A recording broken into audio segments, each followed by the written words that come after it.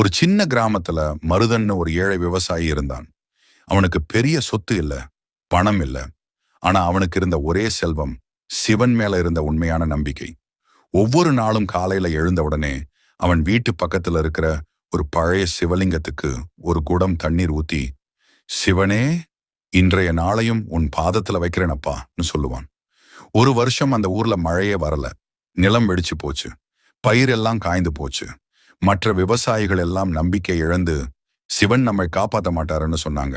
ஆனா மருதன் மட்டும் தினமும் சிவன் கோவிலுக்கு போவான். என்ன சோதிச்சாலும் பரவாயில்ல, ஆனா என் நம்பிக்கையை மட்டும் உடைக்காதீங்க சிவனே, நான் அழுதுகிட்டே வேண்டினான்.